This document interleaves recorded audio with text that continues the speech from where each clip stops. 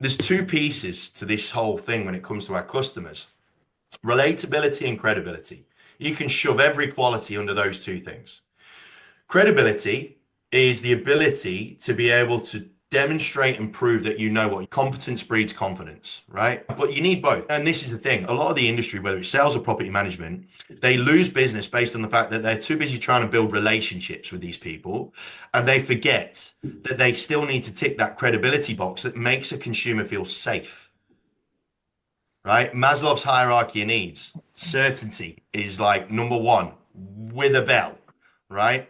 And the only way you're going to be able to provide certainty to someone is if you can show them unequivocally that you know your stuff.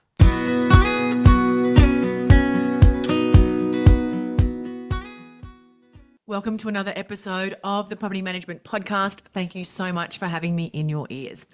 Now, today we're diving into a topic that's going to completely shift the way you think about success and failure in your career and life. We're exploring the ideas behind Success Curious, the powerful book by Andy Reid that challenges everything we've been taught about what it means to truly succeed. Success isn't just about chasing the one big win after another. It's about understanding the relationship between success and failure and how both are necessary ingredients in the journey. We'll also talk about the crucial role property managers play in society and why the work we do is so much more impactful than it might seem on the surface. In this episode, we also tackle the issue of imposter syndrome, something that hits many of us, myself included, hard in life. And how many times have you felt like you just don't belong or that you're not quite doing enough? Andy provides an incredible tool to help you reconnect with who you truly are, not just as a property manager, but as a human being. This tool goes beyond the cliche of just being authentic and helps you step into your true power and confidence. And of course, we'll also go into why embracing both success and failure is essential to personal growth. If you're feeling stuck, uncertain, or like you're just not moving forward, this episode will give you the perspective and tools to keep going. Now, joining me to unpack all of this is Andy Reid, an award-winning auctioneer, high-performance coach, and the host of the High Performance Humans podcast. Andy is also the director of Apollo Auctions in Victoria, and he's worked with countless leaders and businesses to create cultures of high performance. His leadership and insights have earned him recognition as one of the top names in real estate, and his new book, Success Curious, is already making waves in the industry. So, buckle up, strap yourselves in, and get ready to dive deep into a whole new way of thinking about success. Andy, thank you so much for joining me on the Property Management Podcast. I'm super excited to have you joining me and for our conversation today. Before I dive in, can you share with our audience a little bit about yourself and what you do now?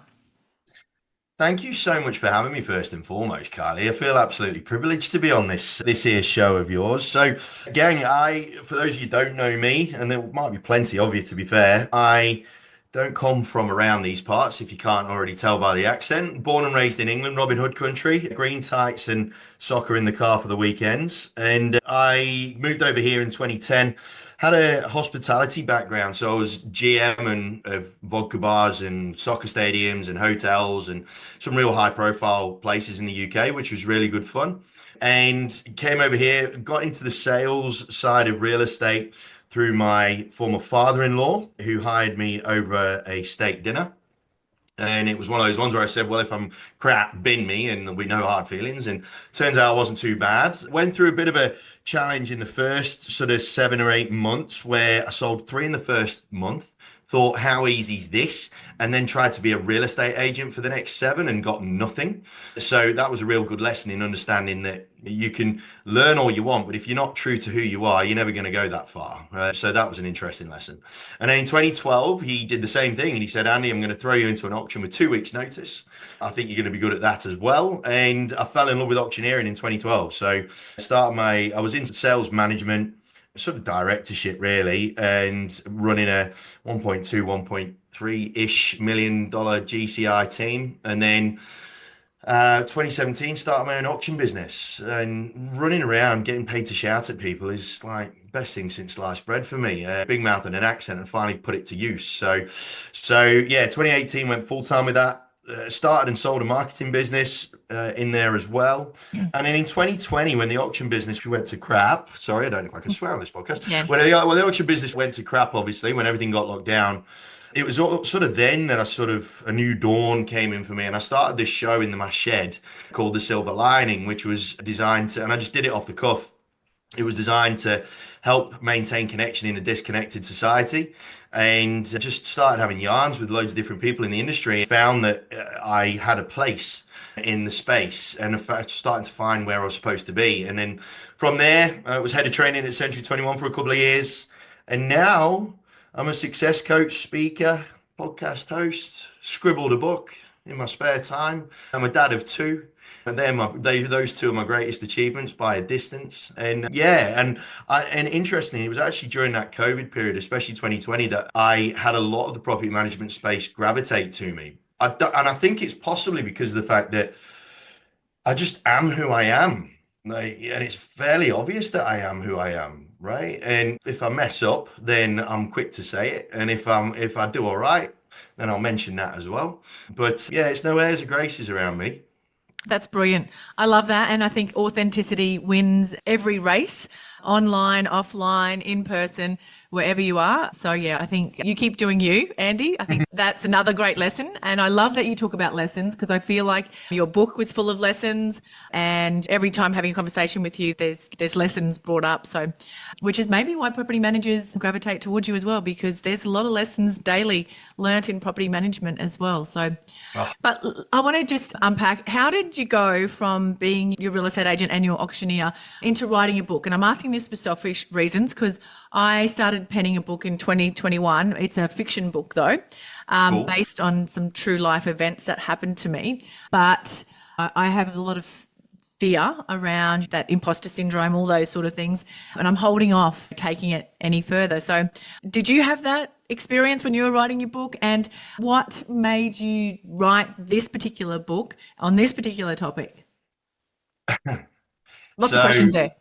no, no, no. For those of you that are listening that aren't watching, what Kai just said, just give us a massive smile across my face because I am seen by lots of people as Captain Confident, right? I'm out there, I'm up and about and all that sort of stuff.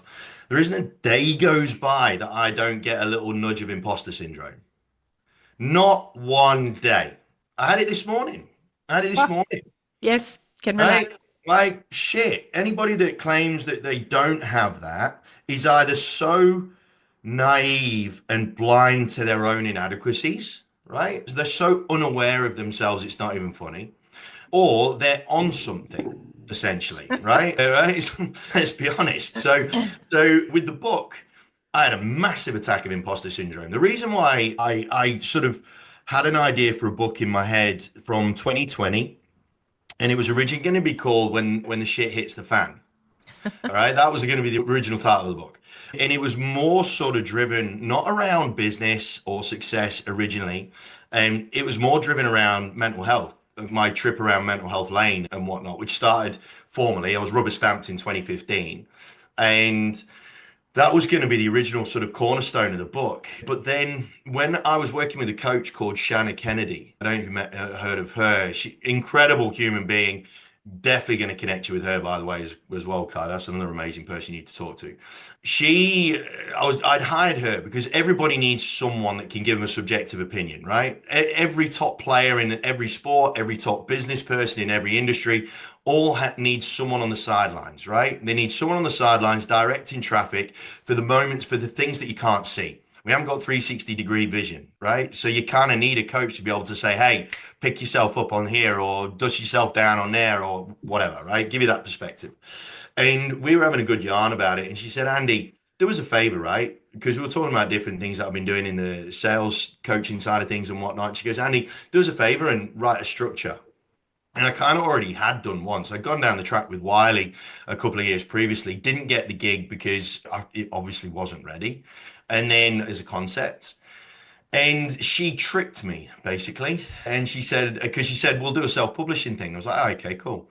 And then she said, and then she threw it at a publisher and said, Andy, you've got a meeting at this time on this day. Make sure you're there online and here's your shot. I was like, oh, crap. So a couple of very long conversations later, and it was right place, right time in terms of where the publisher was in her life. And yeah, did a sample chapter. She told me that was crap as well. But when I really got an attack of imposter syndrome, I sent her a first chunk of the book. And I was trying to be all clever. I was trying to be all Shakespearean in that, right? I dusted off the handful of long words that I know. I dusted them off and used them. I'd used them vicariously through this thing of mine. And she sent me a sent one line email back saying, Andy dot dot dot, where's all the swearing? And so I called her straight away and I was like, what do you mean? And she goes, Andy, what is this? And I said, well, look, I'm trying to be intelligent, man. I'm like, this book's going on shelves and stuff. I'm trying to sound clever. She goes, Andy, it doesn't suit you. And I was like, what the hell do you mean by that? And she goes, Andy, just bear with me. She goes, Andy, please take this in the way it's meant. This is what's going to shove you into writing your book, Kylie. Understand this. Get this into your head. Millions of people know what you know. So get over it. Millions of people know what you know. But the thing is, you didn't get the book deal because of what you know. You got the book deal because of who you are. And a lot of the time when it comes to imposter syndrome hits us like a ton of bricks when we feel that our ideas, our thoughts, our processes, or whatever it is, aren't original. Right? When we don't feel that they are original and we see someone else do it on a reel or a TikTok or this or that or the other, and it makes us feel like we aren't the first people to have said it, so therefore we have no place to say it. Right? Someone else has done it, therefore it's their territory, and we are imposter. We are imposing on their land from an intellectual point of view. But when she said to me, she slapped me in the face with that one sentence, there are millions of people that know what you know. If you can marinate on that and accept that, then the level of freedom that creates in your headspace, in your heart space, in your gut space is off the charts, man. It really is. Because at the end of the day, and you can talk about authenticity. Authenticity is a bastardized word that has been commoditized to high heaven, right? But I used to get called raw. And until recently, until that was said to me, along with a couple of other people said a couple of other things, I used to think that when people called me raw, I thought that was a slight on my character. It made me, my interpretation of it was, you're undercooked. You're not ready yet. You're not ready to come out the oven yet, right? That's what my interpretation of raw was. And then someone else said to me in a dinner, he goes, Andy, you're talking shit. And I mean, why? And he goes, raw isn't undercooked. Raw is the truest version of yourself. Like, so everybody tries to get to that, and not many people can. And I was like, whoa, okay, I've misinterpreted this raw compliment for years. Yep. I used to see that as a bad thing, right? And I actually, in 2018, when I started being a bit more out there, I actually put myself back in my shell when I got called raw, because I literally felt that was, Andy, this is not your time. So it put me back in my shell for a good couple of years. So it's one of those things, Carly, that understanding that millions of people know what you know is such a release of pressure from you worrying that what you've got to say, whether it's relevant or not, right? It's through the lens in which you interpret that information that defines it, right? And I ended up having to start the book again. But man, I felt so much better writing it. It was coming out so much quicker. As your raw version of yourself. Just being unfiltered and just taking off the brakes. Yep. So, yeah, man. And then from a property management point of view, BDMs, same rule applies. Like everybody in your space should hopefully know what you know, right? Whether it's legislation, fees, structures, systems, tech, AI, whatever it is, right? In your particular marketplace, there's going to be at least two or three others that are identical in their knowledge and awareness, right? But that is not why people hire you. right? There's two pieces to this whole thing when it comes to our customers: relatability and credibility. You can shove every quality under those two things. Credibility is the ability to be able to demonstrate and prove that you know what competence breeds confidence, right? But the relatability piece, like but you need both because you can't. And this is the thing: a lot of the industry, whether it's sales or property management, they lose business based on the fact that they're too busy trying to build relationships with these people, and they forget that they still need to tick that credibility box that makes a consumer feel safe, right? Maslow's hierarchy of needs. Certainty is like number one with a bell, right? And the only way you're going to be able to provide certainty to someone is if you can show them unequivocally that you know your stuff, right? And this is where for BDMs, I've been doing a bit of work with BDMs recently. This is where for BDMs, they aren't the afterthought; they are the initial bit of credibility. And you can have the Yoda of property management working in the team. But if the BDM isn't on a level, that Yoda's never going to see the light of day. And they're certainly not going to get paid the value that they're expecting or that they deserve, right? Because the quality of their knowledge and awareness isn't going to be delivered appropriately by the people that attract the business. Yeah. Really That's a interesting, great isn't it? point. Yeah, no, that's an absolutely great point. I mean, they are the first interaction that a lot of leads or new clients have with the business is directly through the BDM. So yeah, if they don't if they don't understand property management and they don't understand how that individual business does property management, and if there's a disconnect between what they're promising and talking about and then it gets to the property manager, then yeah, they're going to lose clients as quickly as they bring them on. So, but yeah, that's a really interesting point. But let's talk about your book now. So there's the four pillars of the book, which is success, connection, influence, and happiness. Yep. And there's a topic in there that you did a lot of study around, which is how the different generations are motivated. Because, yeah, success doesn't look the same for all of us inside our modern businesses now, does it? Nope.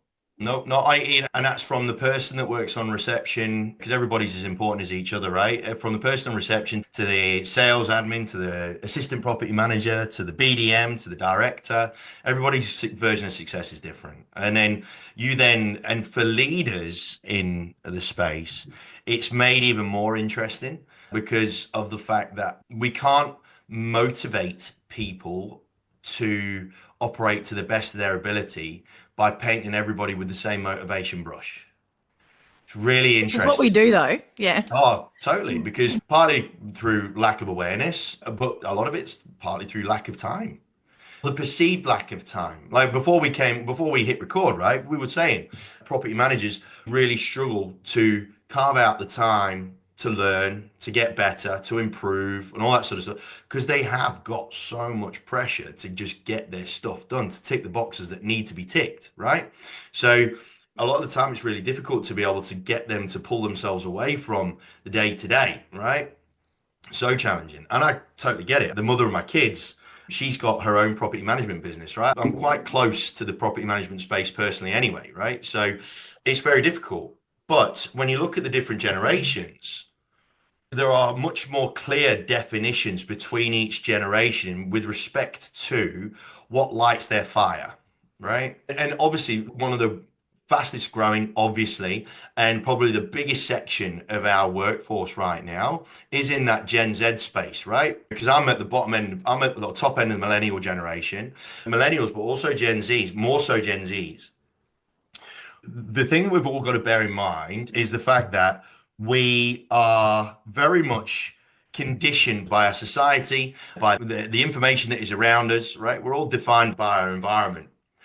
And for bottom half of millennials and Gen Zs, they have had so much more noise, information, news, stuff thrown into their face, right?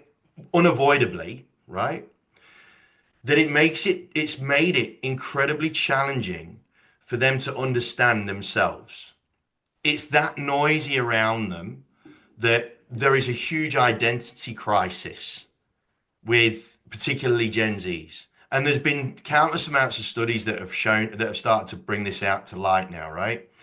There's one particular study though that looked at the different motivating factors, and for Gen Zs, because of the fact that they've got no space mentally, emotionally to be able to discover who they are individually, that their identity has become way more attached to a greater thing, a greater purpose. They have needed a greater movement in order to attach that, in order to make them feel validated in existence, right? So it's one of the main reasons as to why you're seeing so many more protests these days, right? Because they are needing something greater than themselves in order to give them an identity, right? So take the whole Israeli-Palestine conflict, for example. Now, we're not going to talk about it in that specifically, but there's a lot of people that protest about that particular conflict.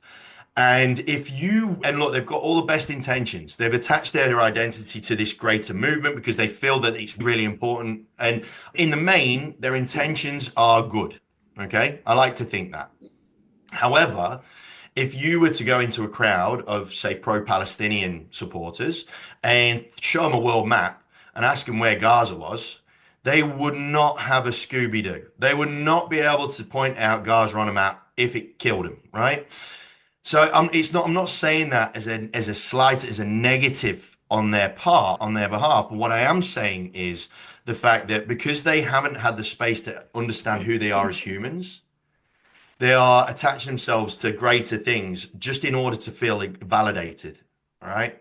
And so when we bring this to a property management space point of view and a business point of view, any Gen Z operator, right? Any Gen Z person that is in your workforce, because one thing we were talking about before is the fact that a lot of business leaders are worried about losing their staff, right? Which is fair because it's easy for people to make money these days. As long as you've got a phone that works, you can probably go make money for yourself pretty easily. However, with Gen Zs, it's being proven now that unless we help them to attach their identity to something greater than themselves, they've got no reason to stay. Because in their heart of hearts, whether it's conscious or unconsciously, they don't feel validated in their existence within your organization if they don't have a strong connection to a greater identity that has meaning. So how do we do that in our businesses then? Is that around our values? Is that around our mission, our vision? Is that what we need to focus on for that generation? Are you feeling overwhelmed and thinking about selling your rent roll? Don't worry, you're not alone, and HDNU is here to help. Whether you're ready to sell now or you just want to plan for the future, the friendly and approachable team at HDNU makes the process simple and stress-free. Hello, yes please. With over 30 years of expertise, they're not just about crunching the numbers. They genuinely care about helping you maximize your agency's value and get the best outcome for you. Their sales readiness bundle is like having a trusted advisor by your side. They'll work closely with you to assess your agency's key factors, create an easy to understand heat map of your strengths and opportunities, and then sit down with you for a 90-minute workshop to guide you on what to do next. They'll look at everything from rent roll earnings and rent arrears to compliance and team performance and explain it all in plain English. If you're planning to sell soon, HDNU can even handle the whole process for you, from finding qualified buyers to negotiating the deal. Their friendly, professional team takes the stress out of selling so you can feel confident every step of the way. And to get started, simply book in a meeting with the team today. Their link is in the show notes. They're here to help you move forward with confidence. Let's be real. Compliance is one of the biggest challenges in property management, and it can be overwhelming to navigate. It's time-consuming, stressful, and let's face it, one missed compliance check could lead to serious legal and financial risks, and no one wants that. That's where Sensor Insure comes in.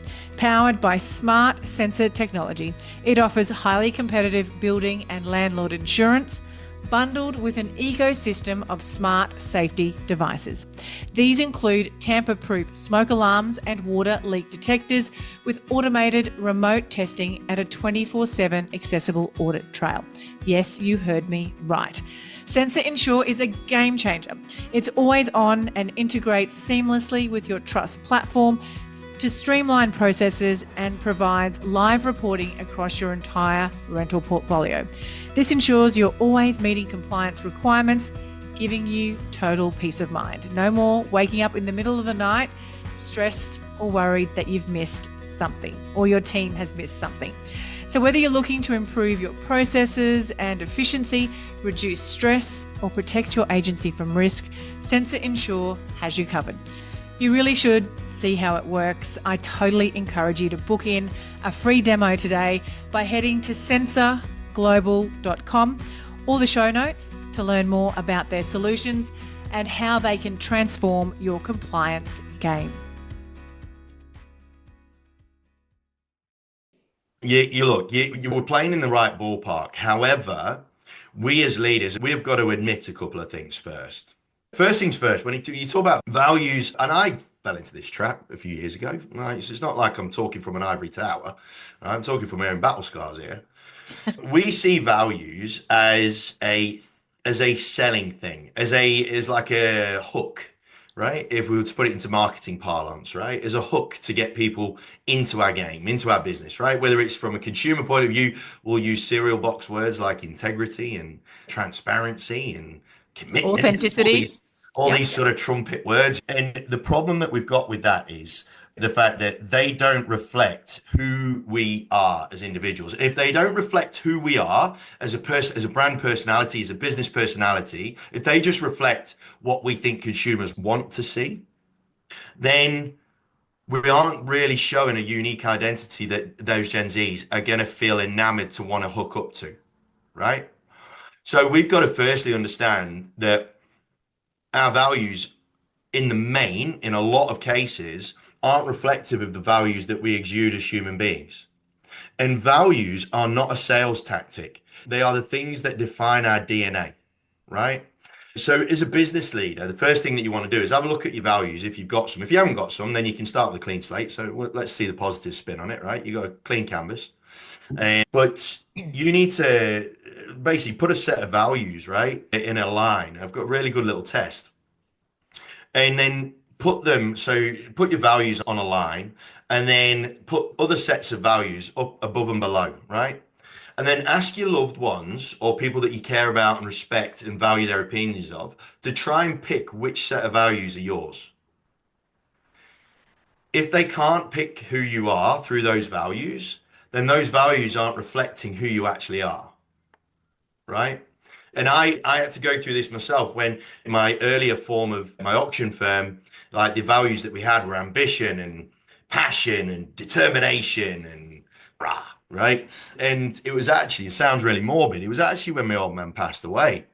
And it's horrible it's rubbish that we as humans need to go through something crap in order to realize these things. But I was looking at myself, I had a quiet moment to myself because my mum was in hospital at the time as well, and it was start of COVID, so we're in lockdown. So I was by myself in my folks' house in the UK. And I was like, shit, do I even know who I am? And I looked at my values and I'm like, that isn't me. And so I did this real cool values exercise that I stuck in the book actually in the end. And the three values that came out were connection, fun, and simplicity. Not exactly the most corporate sort of selling words in the world, right? But man, it made me feel good that I could finally start to understand who I was and define it. And so your business identity, you need to treat your business as a human being almost in that respect. And if you're going to give yourself any chance of having Gen Zs become sticky, or like have your business become a sticky business where Gen Zs want to stay, you need to give your brand a personality, a sense of being, a sense of existence beyond what you do. And it I love starts with that. the tippy top. It starts with that leader, right? And if your values are in any way more real to who you are, you've got yourself a much greater chance of having people connect and stay.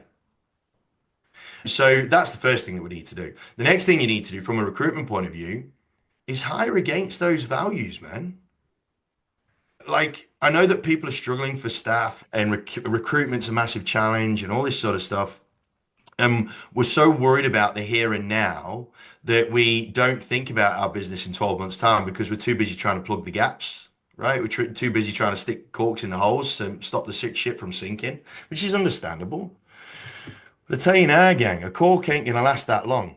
But if you can fix the plank and actually fix it properly, then it's way more likely to have your boat floating along for a lot longer, for a lot better, for a lot quicker, right? And so the recruitment side of things, and on that, making sure that everybody buys into those standards as well. So my partner, who owns cosmetic clinics up in Brisbane, she's absolutely phenomenal at this. Absolutely phenomenal. And pretty much all her staff are Gen Zs, right? All her technicians, apart from one or two, almost all of them are though. And she has got them working to a standard because of the fact that she lives to the standards and to the values herself. It is unequivocally who she is, right? But people have bought into the human being that's at the tip of the spear and they've attached their identity to her. And as a result of that, she's had two people that left that came back like 6 weeks later. They were begging to come back. Wow. How good. So, from a property management business owner point of view, it's not like it's a overly difficult, challenging fix. However, you got to understand that you can either keep plugging the gaps, you can keep finding corks to plug the holes, or you can fix the shit properly. Takes a little bit more time up front, a little bit more, not huge amounts, but once you've done it, oof, man, you feel better. So, what are some of those fixes then? So, like I said, really understanding the DNA of your organization, right? And I'm saying that from both credibility and relatability, right? We've got to make sure that we pay attention to both. Is your organization exuding that competence that will bring confidence to both consumers and staff, right? Or we could just use the word consumers across the board, right? Because Yep. our staff are consumers as well of our organization, just as much. So, do we understand the DNA of our organization? If we don't, let's work that shit out, right? If you're just doing it for a job, fine.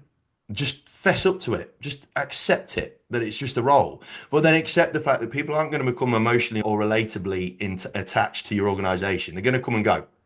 And for some people, that's a perfectly fine business model. So that's totally cool. But if you want to give yourself any chance of creating longevity in your team, you've got to have some relatability to it. And relatability is a two-way street, right? You've got to have the ability to be relatable too, as well. So understanding the DNA of your organization, that's step one. Once you've understood the DNA of your organization, you've then got to look at how you're broadcasting that, right? So, and that again, that's in both internally and externally, because the way that we talk about ourselves is the way not only how people are going to perceive us, but it's also how we're going to perceive ourselves. Language is massive, right? Language is huge, and words do genuinely change worlds. And so, if the words that are in your prospecting kit, your listing kit, your within your organization or whatever, if they don't give you a little buzz, change them, right? Right. We are bound by legislation in our industry, right? We have to work to the legals. We have to work to legislation. That is the black and white that we can't mess around with, right? After that, do whatever the hell you want. We are so obsessed with keeping up appearances in our industry with respect to how we do things. We're obsessed with it. It does my head in. I fell for it, right? When reality is, and you can actually argue that AI is exposing this to a much greater extent. I love the fact that AI is making people nervous because the people that are nervous are the ones that don't know who they are as a human being. AI is giving us an opportunity to become more human. It's giving us a massive opportunity to have a personality. Now, I'm not saying that as a cliched ego play in any way, shape, or form. Like, don't go jumping into pools and all that sort of cliched nonsense. However, coming back to my first thing, understanding that there's lots of people that know what you know. There's no one bit of kit that you've got that other people haven't got access to. Stop pretending like it is. If all you're selling is the stuff that you've got, you're not selling anything beyond what. And there's three different business types. I've been saying this as a salespeople, but you can extend this to businesses. You're either a what business, a how business, or a why business, right? A what business just does what they do, and all they talk about is what they do, and all they talk about to their clients is what they do, right? The how bit, and they account for about 80% of organizations in the game, I would have thought. And they're the ones that are at threat. They're the ones that AI have got in the crosshairs, right? The next 15% are how businesses. And those businesses that are in the how are the ones that have got the ability to talk about how things work, both internally and externally, in a way that the receivers of said information can understand, in the language of the receiver, right? So for business owners, it is are the things that I'm saying, are the directions that I'm giving, are the operations that I'm putting forth, are they understandable from a language point of view, from a communication point of view? Are they understandable for the people that I'm wanting to hire or that are in my organization? Or am I just talking from up on high, right? Making all that information relatable. The top 5% are the why ones, the ones that can relate every recommendation, every operation, every function, every bit of tech, every bit of kit.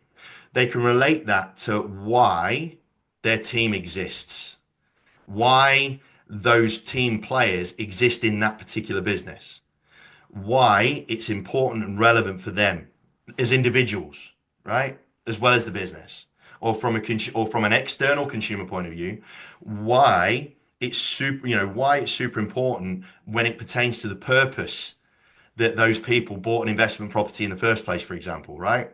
They don't just buy them because they're playing real life Monopoly. There is always a greater reason, right? They're not just buying Park Lane or going past Go and collecting $200. They are doing it for a much greater purpose, right? So those top 5% of businesses can relate all their actions to that purpose. And I think property managers don't spend enough time, or business owners don't spend enough time in that why space, because that's the powerful space. That's where you build that deeper relationship with your investors. Oh man, it's property managers. And again, property managers can't be blamed for this. There is so much to do from a functionality point of view, Yeah, I so agree. much, Yeah. so much that it makes this very difficult, right? It does make it challenging, okay? And that's why a lot of the onus of this does fall upon the leadership, providing that they are not knee deep in functionality. But that this is the thing. If you do want your business to exist, then you're gonna have to make that extra bit of effort.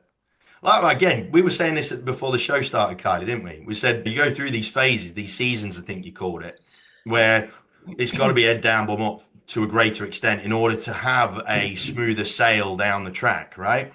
And for property managers, and even if you look at the individual property manager, an assistant property manager, right? If those assistant property managers, if they're just starting in the game, if they're just starting in property management land and they're doing it because it's a job and they're not that sure, they're just brand new, this can still apply to them. And it should do. If you can get it to apply to them right from the start, geez, they're up for a good career. They're up for a fabulous career. Whereas a lot of the reasons why we burn a lot of talent in our industry, whether it's sales or property management, is because they're just buried in what. And Yeah. so there's no reward coming from the what, right? Which is why AI is taking a lot of it over, right? Because there's no real human, tangible, visceral reward for just doing what, right? But if you can help these new people coming into the industry understand how it's important and why it's important, right? For Gen Zs, for example, if more people need to talk about the fact that what property managers do is such an essential service for humanity. And I ain't even putting sauce on that, right? That's just real. That's just fact. The basic function of having somewhere to live. That is a basic human requirement, right? We need to treat it as, and if we treat it as, we feel how important that is, and all of a sudden, these younger generations have got a reason for a being that is greater than their own existence, right? And if you can exude that as a key importance at the top of the business, right? That what we do isn't just what we do. Why we do it is because we have an important function in the way that humanity exists. And you can legitimately say that. No one ever does. Yeah, I know. You're absolutely right. That's really got me thinking about how small we play as property managers and property management business owners. We play our roles so small. And I'm just going to spitball here, but I wonder if it's because a lot of the property management businesses have been just born off the back of sales, ownership. It's an And interesting one, right? yeah, It, and there hasn't been that conscious business planning model that's gone into a lot of property management divisions.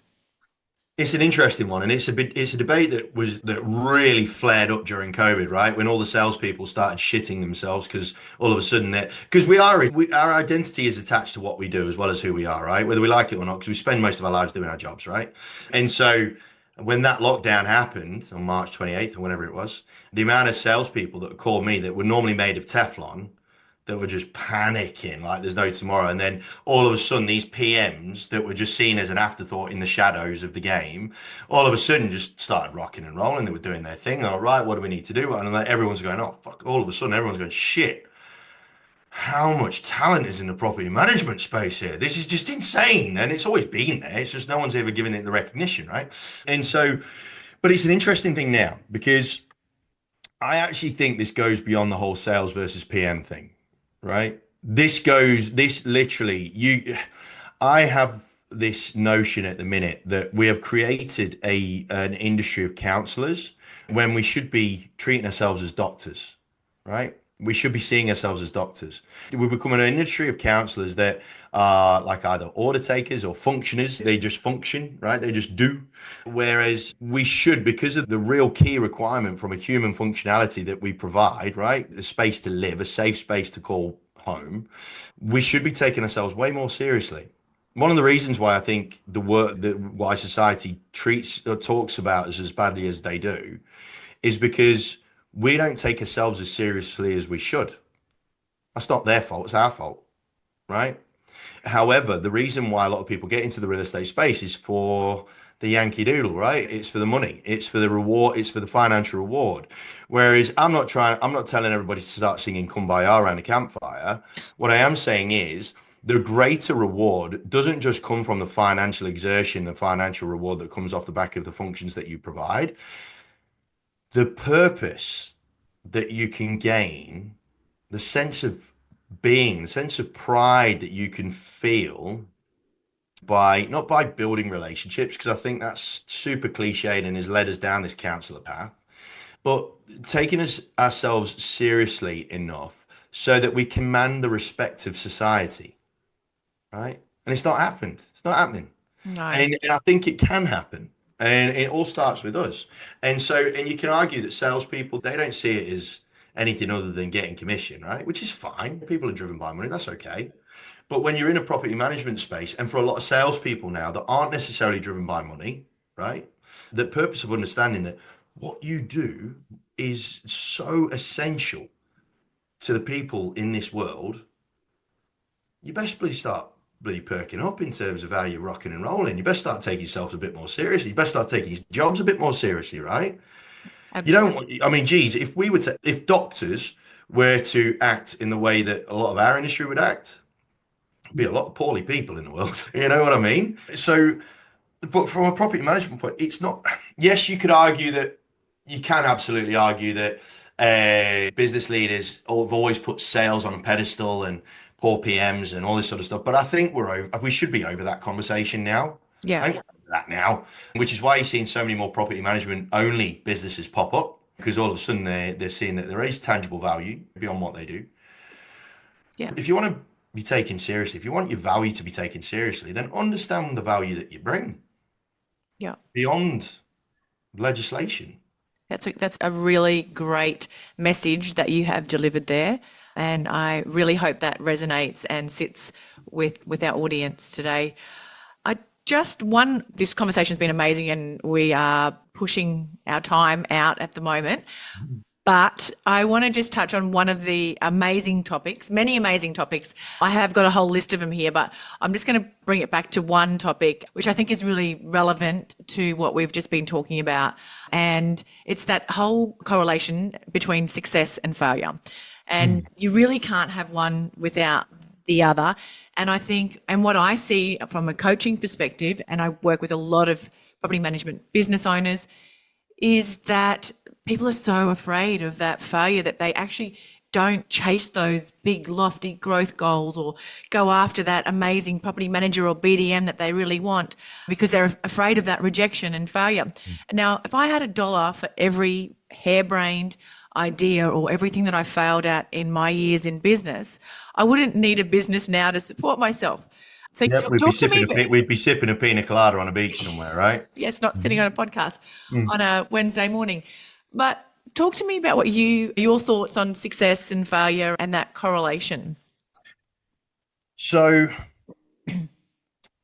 you're absolutely right. I mean, Edison, you look at any inventor, right? For example, they understood the assignment that anything that they wanted to achieve had to have come or has to come with a whole bunch of lessons that are only brought about through failure, right? Now, one thing that I don't buy into that is a very modern narrative is the whole notion of enjoying failure. Failure is great. Eat rejection for breakfast and all that sort of palaver. Because if rejection was my breakfast, it'd be a pretty shitty breakfast and it wouldn't taste very good and I wouldn't like it. The thing is with failure, right? It's supposed to hurt, right? It's supposed to because our brains are negatively wired and we are way more likely to learn lessons from failure than we are from success as a result of that, right? Because of the fact that it stings, right? It stings. And we always is from a kids, from the day we were born, our brains formed through the fact that we feel pain, like we'll touch something hot and it will bring pain. And then all of a sudden our brains go, oh shit, don't want to do that again. Right. So, whereas whenever we have a success, a lot of the time it's actually more difficult to learn the lesson from it in terms of, or even recognizing why we were successful, because that endorphin, that really good feeling, it doesn't create a sharper memory, right? It's always easier to remember shit times than it is good times, which is sad, but it's true. But so I don't subscribe to the whole notion that you've got to get comfortable with rejection or comfortable with failure. No. If you're comfortable with failure, it means you're going to be more prone to failing, right? Don't ever get comfortable with failure, but accept that it exists for a reason, right? Accept that it exists for a reason. Without failure, you ain't going to learn much. And without failure, the foundation for success is not going to be overly strong. Okay. And so that's the first thing that I'd say. The second thing that I'd say when it comes to failure is it's how we make decisions and what we make decisions with, specifically heart versus head, right? And I think this relates to the whole fear of failure, right? Because over my observations, one thing I've come to really understand within myself, and when I talk to other people about it, they agree, is that if we make decisions with our hearts, with our gut feeling, with our gut instinct, then if it doesn't work, we're way quicker. It's way quicker for us to be able to feel the pain and then understand the lesson, right? Whereas if we make a decision with our heads that isn't necessarily in alignment with our gut instinct, that is where regret is formed, right? If it fails, then the volume of regret is exponentially greater. So when it comes to that whole thing of fear of failure, ask yourself that question. Is this something that I want to do because my head's telling me to? Or is this something that I want to do because my heart's telling me to? If it's your heart, go, do it. Because ultimately, you will only see the lessons. You won't see the loss, right? If it's a decision with your head and you're in two minds, press pause. Because if it goes right, great. If it goes wrong, you will have a hell of a lot more regret that will sting you and scar you for a lot longer. Okay. So that is the one question that when it comes to fear of failure, ask yourself that one question. Is this something that I'm wanting to do based on a gut decision, or if it's something with my head? If it's something that I think I should do as opposed to something that I feel I should do. Because if it's something that you feel you should do, you'll never feel regret. You'll only learn. Yeah. And so, for example, when Edison was inventing the light bulb, he came up with like God knows how many light bulbs, but he felt that what he was doing had purpose, it had reason, he knew within himself he needed to do it. Einstein, same, all of them. They all felt like they needed to do it, right? Because every scientific discovery started with a theory. That theory came from something that someone felt, right? Whereas I know every time I've made a decision with my head, man, I've regretted it. I've regretted it big time, and it's put me back. So that is the one filter that I recommend that you put yourselves through, and then you will discover very quickly that the lessons that you learn will accelerate your journey towards whatever your destination is.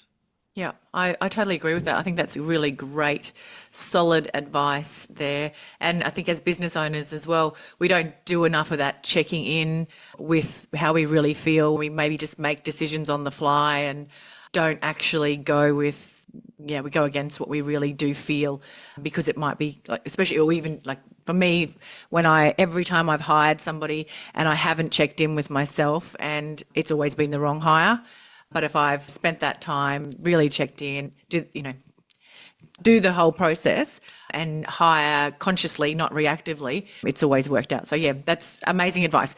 Andy, one of the things that I like to share on this podcast is a personal development tool. Do you have something that you could share with our audience that you think would help them book, podcast, tool? I mean, you just gave us a great one, actually, checking in with the heart. But anything else? Yeah, look, the values thing is something that your whole life is filtered through your values of the things that define your DNA. But people don't understand why enough, and and a lot of the time the people don't understand why enough is because they've not taken the time to actually do it, to actually go find the define things that define who they are, right? I've got a values I'm happy to share with your audience, right? About little values exercise that people can do, you can take for free, you can do, and it's all based off the workbook that I've put together from the book. I can share that with everybody. It's a simple values exercise that I learned from Gary Keller, who wrote The One Thing. He's the guy that founded Keller Williams over in the US.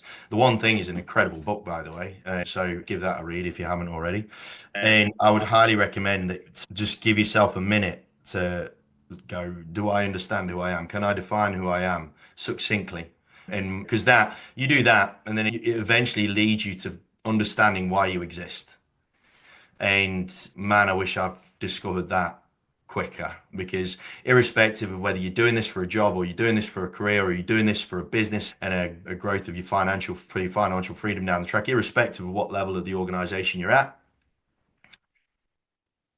it's got to be done. It's got to be done, because then you'll understand very quickly whether you are in alignment with where you are and who you are and what you're doing. And man, it makes you a damn sight happier, and it allows you to take on the shitty arsehole conversations a lot better, right? And it allows you to take the bad with the good in equal measure to a much greater extent. So it creates for a much greater sense of happiness in what you do. Thank you very much, Andy. That's amazing. How can our audience connect with you further or get a copy of the book? I will share all the links in the show notes, but what's the best place for anyone listening? I'm a relatively easy guy to find. andyreid.com.au. I like it, like simplicity, right? It's my favorite word. So Andy Reid Coaching is my tag on Instagram, on LinkedIn. I try and make it as simple as easy as possible to find me. And the book's called Scariest. Find it on Amazon, whichever country you're in. So you can find it on Amazon. And and if anybody wants to reach out, you can DM me. I'm a relatively open book, so feel free to reach out. Amazing. Thank you so much for joining me on the podcast. I really have loved this conversation. Oh, thank you so much for having me, Kylie. It's been an absolute joy. If you're ready to be a super organised, focused and productive property manager, buckle up, because Colmio is about to revolutionise the way that you work. Colmio is the driving force behind property management excellence in residential real estate. Now picture this. a comprehensive end-to-end system designed to be the beating heart of your property management tasks, manage your properties, owners and tenants, and handle payments, inspections, and even marketing listings without leaving the platform. Comio is designed to be an all-in-one solution to all your property management needs. And here's the game changer. Comio isn't just software. It's been awarded the most innovative prop tech scale up in 2023. Yes, you heard it right. Comio has been recognised for their groundbreaking approach to property management software. How good is that? So property managers, whether you're a seasoned pro or just starting out, dive into the future of property management with Comio. You can book in a demo with the team today and go in their weekly draw for a Prezi gift card worth $100. All you need to do is to head to the link colmio.com/thatpropertymum, and Colmio is KOLMEO.